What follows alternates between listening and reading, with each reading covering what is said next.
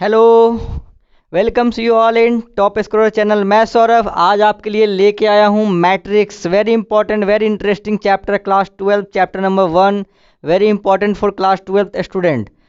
तो आज हम चलते हैं बिना देरी किए हुए मैट्रिक्स को पढ़ते हैं, समझते हैं कैसे इसको सॉल्व करते हैं, कैसे इसके नए नए कॉन्सेप्ट को जानेंगे। तो बिना देरी किए हुए बच्चों इस पे चलते हैं। तो देखिए, सबसे पहली बात कि आज ये क्लास 12 का पहला लेक्चर है मैट्रिक्स का, ठीक ना। तो मैट्रिक्स को हम पढ़ने से पढ़ेंगे कम और समझेंगे ज़्यादा। तो एक्चुअली इस चैनल का मकसद यही है कि पढ़ना कम है और समझना चीज़ों को ज़्यादा है, ताकि समझा हुआ चीज़ ज़्यादा देर तक टिक जाता है, ज़्यादा देर तक रह जाता है, ठीक। तो अगर समझ के पढ़ते हैं किसी चीज़ को तो हम लंबे समय तक उसको ध्यान में रख सकते हैं और अच्छे से अच्छे मार्क्स को स्कोर कर सकते हैं। और अगर आप टॉप स्कोरर चैनल देख रहे हैं तो आप अवश्य अपने क्लास में अपने स्टूडेंट के बीच में टॉप जरूर कीजिएगा, ठीक ना।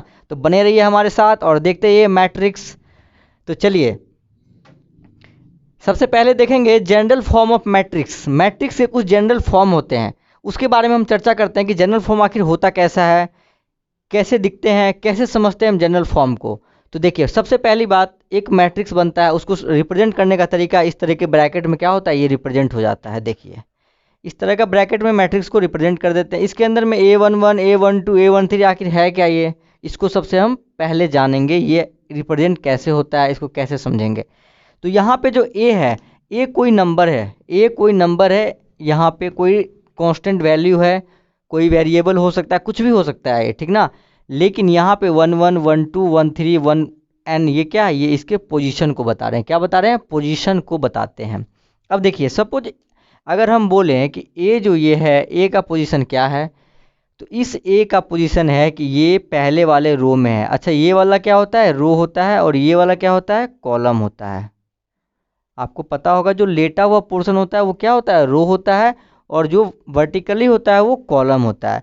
तो इसमें कितने रो कॉलम है, इसमें 1 2 3 4 कॉलम दिख रहे हैं और 1 2 3 रो दिख रहे हैं, ठीक। तो ये वाला पहला रो है, ये दूसरा रो है, ये तीसरा रो है, ये पहला कॉलम, दूसरा कॉलम, तीसरा कॉलम, चौथा कॉलम, इस तरीके से है। तो A11 का मतलब हुआ पहला रो पहला कॉलम, A12 का मतलब हुआ पहला रो दूसरा कॉलम, A13 का मतलब हुआ पहला रो तीसरा कॉलम। मतलब फर्स्ट जो डिजिट दिखा रहा है वो हमेशा रो को बताता है, और सेकेंड डिजिट क्या बताता है, कॉलम को बताता है। पहला जो बता रहा है आपको वो रो को बताएगा, और सेकंड क्या बताता है, कॉलम को बताता है। इसको रिप्रेजेंट कैसे करते हैं, जैसे ए है, आई जे है, तो आई क्या बताता है, आई बताता है किसको, आई बताता है आपको रो को, आई बताएगा रो को, और जे बताएगा कॉलम को।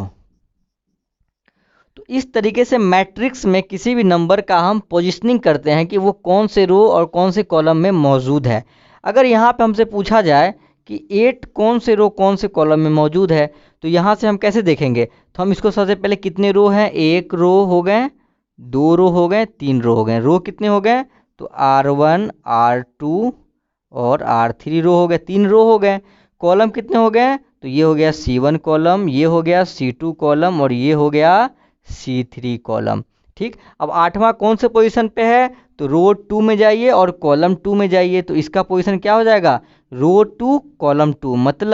मतलब ये हो गया कि 8 का जो वैल्यू है, 8 का वैल्यू क्या है, R2 और C2। मतलब अगर हम बात करें तो 2 एंड 2 अगर कॉमा दे के लिख देंगे 8 के बगल में, तो इसका मतलब ये हो गया कि 8 जो है दूसरे रो में है और दूसरे कॉलम में है, दूसरे रो और दूसरे कॉलम के पोजीशन पे ये है, ठीक।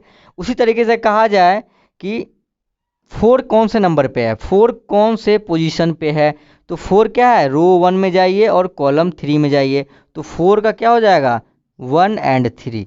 मतलब ये 1 एंड 3 का मतलब ये हो गया कि 1 रो में, पहला रो में है और तीसरा कॉलम में है। तो यहाँ से आप इसके पोजीशन को इजीली फाइंड कर सकते हैं।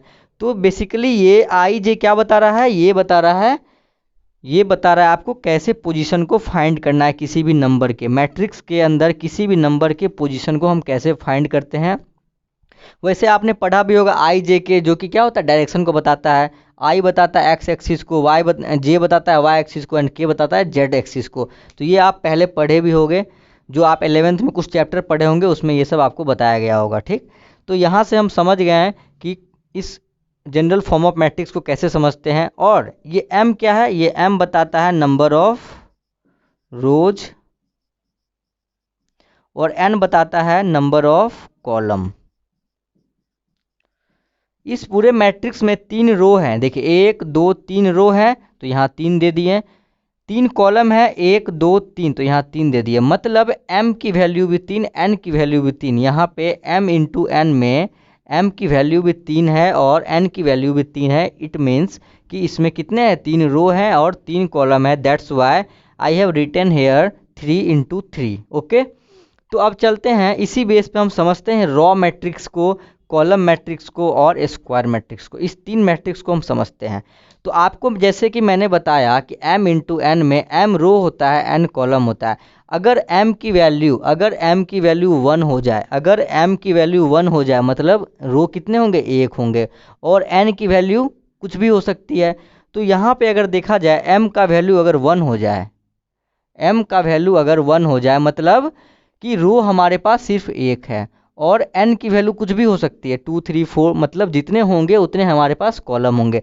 तो इसमें देखिए रो कितने हैं, 1 रो है, लेकिन कॉलम कितने हैं, 2 हो गए। तो यहाँ से क्या पता लगा, ये 1 इंटू 2 का मैट्रिक्स है, मतलब m की वैल्यू यहाँ पे 1 है और n की वैल्यू क्या है, 2 है, तो 1 इंटू 2 का मैट्रिक्स हो गया। इसी तरीके से अगर ऐसा रहता 3 4 5 6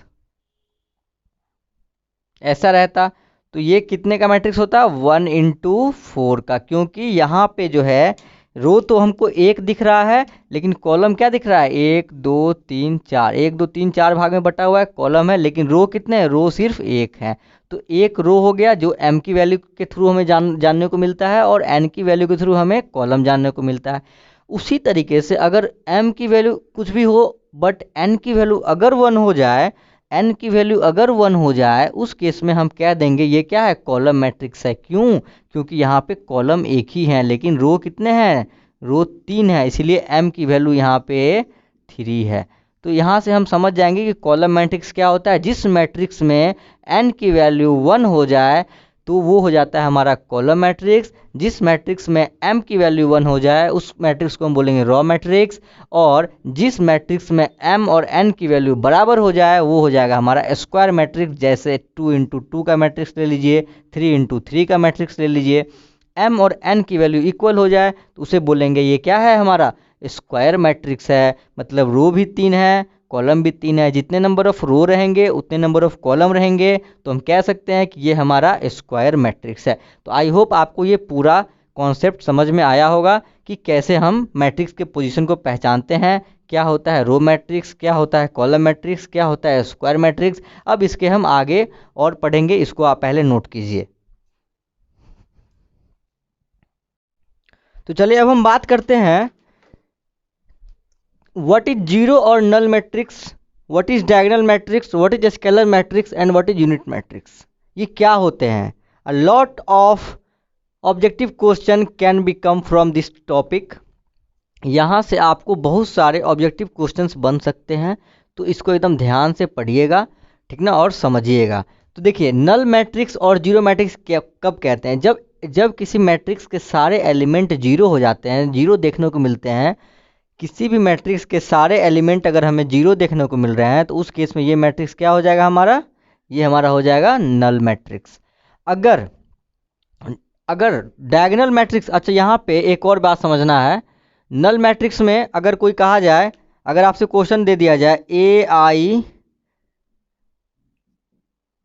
आई जे जो है यहाँ पे, ये पूरे मैट्रिक्स की, अगर पूरे मैट्रिक्स की हम बात करें, सारे में अगर एलिमेंट जीरो हो जाए किसी भी तरीके से इसमें पूछ सकता है, ठीक ना, तो यहाँ पे क्या हो जाएगा, वो मैट्रिक्स हमारा नल मैट्रिक्स हो सकता है, ठीक ना। अब यहाँ देखिए डायगोनल मैट्रिक्स, यहाँ पे समझने वाली बात है। अब डायगोनल मैट्रिक्स और स्केलर मैट्रिक्स में डिफरेंस क्या है ये समझ लीजिएगा। डायगोनल मैट्रिक्स मतलब मैट्रिक्स में सिर्फ डायगोनल एलिमेंट ही हो, बाकी सारे एलिमेंट जीरो हो, तो वो हो सकते हैं डायगोनल मैट्रिक्स। इसको हम रिप्रेजेंट ऐसे भी कर सकते हैं, ए बराबर डायगोनल 5 3 4, मतलब ये 5 3 4 इस तरीके से लिख देना है जो हमारे डायगोनल में है, तो इस तरीके से हम इसको रिप्रेजेंट कर सकते हैं। यहाँ पे सिर्फ डायगोनल में आपको डिजिट दिखेंगे, मतलब बिना एक्सेप्ट जीरो, सिर्फ आपको डायगोनल को छोड़ के बाकी हर जगह जीरो होंगे, तो ये क्या हो जाएंगे डायगोनल मैट्रिक्स।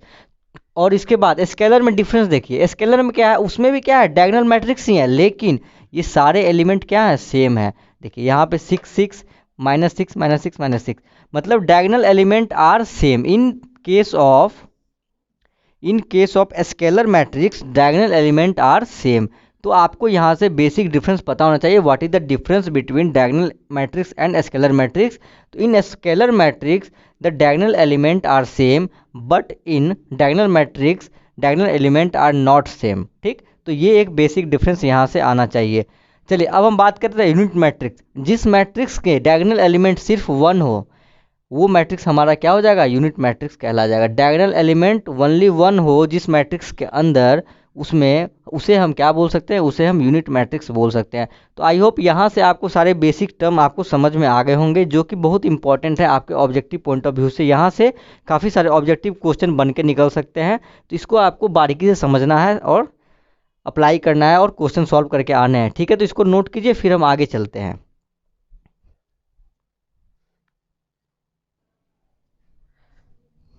चलिए अब हम समझते हैं ऑपरेशंस ऑफ मैट्रिक्स। मैट्रिक्स के अंदर क्या क्या ऑपरेशंस होते हैं। तो सबसे पहला ऑपरेशन हमारे पास क्या है, मैट्रिक्स एडिशन इज कॉम्यूटेटिव।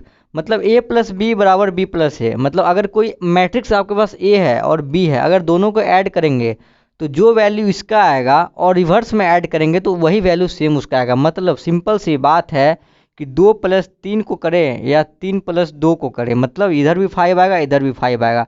तो यही चीज़ ये मैट्रिक्स पे अप्लाई करना चाह रहा है। तो इतना तो आपको समझ में आ गया, लेकिन एडिशन करेंगे कैसे हम, ये चीज़ को समझना है। एडिशन कैसे होगा मैट्रिक्स के अंदर, तो एडिशन कैसे करेंगे देखिए। तो यहाँ पे जो है, ये कौन से पोजीशन पे है, A11 पे है। ये कौन से पोजीशन पे है, ये भी A11 पे है। ये कौन से पोजीशन पे है, A12 पे है। ये भी A12 पे है। तो सेम पोजीशन वाले को क्या करते हैं, ऐड कर देते हैं। इसका ही पोजीशन सेम है, इसका ही पोजीशन सेम है, तो 2 + 1 क्या हो जाएगा, यहाँ पे A + B क्या हो जाएगा, मैट्रिक्स A + B बराबर हो जाएगा 2 + 1 3 + 2 0 + 4 और 8 + 7। ये हो जाएगा आपके पास क्या, 3 5 4 15। ये आपका नया मैट्रिक्स बन गया। और इसी तरीके से अगर हम बात करें B + A की, B + A मैट्रिक्स की बात करें, तो B + A में अगर जाते हैं, उल्टा कर देते हैं, तो भी क्या आएगा, 2 1 3 3 और 2 5 0 और 4 4 7 और 8 15। तो क्या देखिए, दोनों बराबर आ गया, दोनों बराबर आ गया। तो यहाँ से ये पता लग रहा है कि ये क्या है, मैट्रिक्स एडिशन आर कम्यूटेटिव। ये A + B बराबर B + A हमारे पास प्रूफ हो गया। तो चलिए हम नेक्स्ट देखते हैं। तो यहाँ से ये पता लग गया कि मैट्रिक्स एडिशन क्या होता है, कम्यूटेटिव होता है। आपके ऑब्जेक्टिव में क्वेश्चन आ जाएगा कि क्या मैट्रिक्स एडिशन कम्यूटेटिव होता है, तो यस, मैट्रिक्स एडिशन क्या होता है, कम्यूटेटिव होता है। इसी तरीके से मैट्रिक्स एडिशन क्या होता है, एसोसिएटिव भी होता है। क्या होता है, एसोसिएटिव भी होता है। A + B + B + C अगर करेंगे तो A + A बाहर आ जाएगा और B + C जाके ऐड हो जाएगा। ये आप खुद से कीजिएगा, खुद से करके और तब देखिएगा, क्योंकि वीडियो ज़्यादा लंबा हो जाएगा अगर इसको मैं बताऊंगा। मैंने एडिशन का तरीका बता दिया आपको। एक और मैट्रिक्स कोई C एज्यूम कर लेना है और पहले A + B को ऐड करना है, जितना आएगा उसमें फिर C को ऐड करना है। ठीक, फिर नेक्स्ट में RHS में क्या करेंगे, पहले B + C को ऐड करेंगे, फिर जितना आएगा उसमें A को ऐड करेंगे और कंपेयर करेंगे क्या दोनों सेम आ रहे हैं, तो बिल्कुल आपके क्या होंगे, दोनों सेम आएंगे। तो matrix addition are associative also. तीसरा अगर बात करते हैं, अगर मैट्रिक्स किसी A मैट्रिक्स को नल मैट्रिक्स के साथ जोड़ेंगे। नल मैट्रिक्स क्या होता है, सपोज ये हमारा A मैट्रिक्स है, हमारे पास एक C मैट्रिक्स आ गया, नल मैट्रिक्स 0 0 0 0। अगर हम A + C को करेंगे तो यहाँ से क्या आ जाएगा, 2 + 0 2 3 + 0 3 0 + 0 0 7 + 0 0। तो यहाँ से जो मैट्रिक्स A है वही मैट्रिक्स यहाँ आ गया। तो मतलब A + C जो हो गया वो किसके बराबर आ गया, वो आ गया A मैट्रिक्स के बराबर। तो यहाँ से कह रहा है कि A मैट्रिक्स कोई अगर नल मैट्रिक्स के साथ जुड़ेगा या नल मैट्रिक्स को पहले A के साथ जोड़ेंगे, मतलब रिवर्स करेंगे, तो हमारे पास क्या वैल्यू आएगा, A का ही वैल्यू आएगा।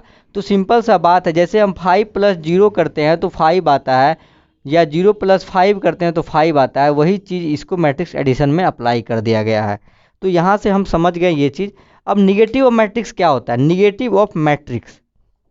अब हम बात करते हैं निगेटिव ऑफ मैट्रिक्स क्या होता है। अब देखिए निगेटिव, जैसे सपोज आपके पास एक मैट्रिक्स ए है, अगर कहा जाए इसका निगेटिव वो मैट्रिक्स क्या होगा, तो हम क्या करेंगे, सारे एलिमेंट के साइन को हम चेंज कर देंगे। तो यहाँ 2 पॉजिटिव में है तो ये हो जाएगा -2, 3 पॉजिटिव में है तो ये हो जाएगा -3, 0 का निगेटिव हो नहीं सकता तो 0 का 0 ही रहेगा, 7 का -7।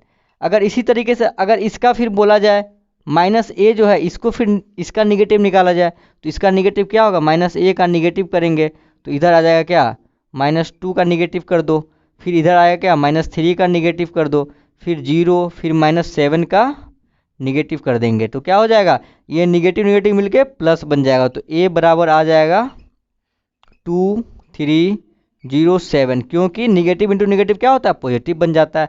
तो इस तरीके से किसी भी मैट्रिक्स का हम निगेटिव कर सकते हैं। उसके बाद क्या कह रहा है, सब्ट्रैक्शन ऑफ 2 मैट्रिक्स, 2 मैट्रिक्स के को सब्ट्रैक्ट कैसे करेंगे। देखिए 2 मैट्रिक्स को सब्ट्रैक्ट कैसे करेंगे, तो जैसे हमने एडिशन किया वैसे हमने सब्ट्रैक्शन कर देना है, बस क्या करना है, साइन का थोड़ा सा चेंजिंग कर देना है। तो देखिए दोनों मैट्रिक्स का सब्ट्रैक्शन कैसे होगा, जैसे a माइनस बी करना है तो a माइनस बी को हमने कैसे लिखना है, a माइनस बी को हम लिख देंगे a प्लस माइनस बी। अब आपको मैंने बताया b मैट्रिक्स आपके पास दिया हुआ है, इसका निगेटिव मैट्रिक्स क्या होगा ये आप निकाल लो। तो माइनस बी आपके पास क्या हो जाएगा, -1 -2 -4 -8, क्योंकि मैंने बताया पहले कि अगर किसी मैट्रिक्स का निगेटिव करना है तो हर एक एलिमेंट के साथ हर एक एलिमेंट के साइन को चेंज कर दीजिए। तो ये आ गया -b। अब यहाँ पे हमको a ऐड करना है तो a प्लस -b क्या हो जाएगा, देखिए 2 2 प्लस -1 3 -2 तो 3 प्लस -2, उसके बाद 0 0 प्लस -4, मतलब सेम पोजीशन वाले को ऐड करना है। अगर ये A11 पे है तो A11 वाला ही ऐड होगा, A22 पे A12 पे है तो A12 वाला ही ऐड होगा, A12 पे यहाँ पे क्या है A21 पे है तो A21 वाला ही ऐड होगा, ये क्या है A22 पे है तो A22 वाला ही ऐड होगा। मतलब सेम पोजीशन वाले को आपस में ऐड करना है, ठीक ना।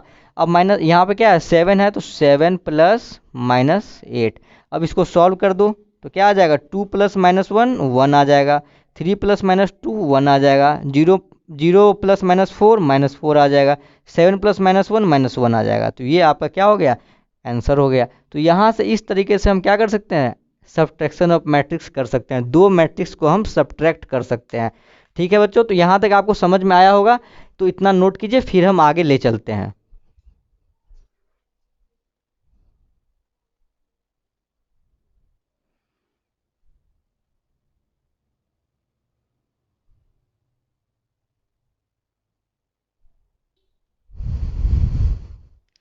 चलिए अब हम बात करते हैं एडिटिव इनवर्स। क्या बात करेंगे, एडिटिव इनवर्स। जैसे हम पढ़े थे इंटीजर चैप्टर में, बचपन से पढ़ते आ रहे हैं, 5 प्लस -5 क्या होता है 0। उसी तरीके से कोई मैट्रिक्स ए है, उसमें अगर उस मैट्रिक्स का निगेटिव कर देंगे और ऐड कर देंगे तो ये हमारे पास 0 आ जाएगा। अब इसको हम बताएंगे नहीं पूरा करके, ये आप खुद से कीजिएगा। कोई मैट्रिक्स आपके पास ए दिया हुआ है, अब -a आपको निकालने के लिए बता दिया, सारे एलिमेंट का साइन चेंज कर दीजिए, वो निकल जाएगा, दोनों को ऐड कीजिएगा तो आपको रिजल्ट क्या मिल जाएगा, 0 मिल जाएगा। आप करके देख सकते हैं। उसके बाद scalar multiplication, scalar multiplication of matrix. अब मैट्रिक्स ए आपके पास वहाँ दिया हुआ है, ठीक। अब आपको कहा जाए 3a निकालिए, क्या होगा, तो हम क्या करेंगे 3a मतलब क्या, k इंटू ए, कोई नंबर से आपको बोला जाए मल्टीप्लाई कीजिए उसमें, तो हम क्या करेंगे 3 से सारे एलिमेंट में मल्टीप्लाई कर देंगे। 3 से सारे एलिमेंट में मतलब 3 इंटू 2, 3 इंटू 3, 3 इंटू 0, 3 इंटू 7। देखिए यहाँ पे है ना, 3 इंटू 2, 3 इंटू 3, 3 इंटू 0, 3 इंटू 7। मैंने इसी मैट्रिक्स को एज्यूम करके चला हूँ, ठीक। तो 3 इंटू 2 6, 3 इंटू 3 9, 3 इंटू 0 0, 3 इंटू 7 21। तो ये आपका हो गया आंसर। अगर बोला जाए कि 1/2 इंटू ए निकालिए, तो यहाँ से क्या हो जाएगा, सारे मैट्रिक्स में यहाँ ए में 2 से डिवाइड करने के लिए कहा जा रहा है, तो सारे मैट्रिक्स के एलिमेंट में 2 से डिवाइड कीजिए, 2/2, 3/2, 0/2 और 7/2। ये आपका रिजल्टेंट मैट्रिक्स हो जाएगा। तो इस तरीके से हम क्या कर सकते हैं, स्केलर मल्टीप्लिकेशन ऑफ मैट्रिक्स भी कर सकते हैं। तो यहाँ तक आपको बच्चों समझ में आया होगा कि कैसे हम मैट्रिक्स में मल्टीप्लिकेशन भी करते हैं किसी एक पर्टिकुलर नंबर, चाहे वो नंबर कोई भी हो सकता है, ठीक ना। तो इस तरीके से हम जान सकते हैं कैसे कर सकते हैं। नोट कीजिए इसको।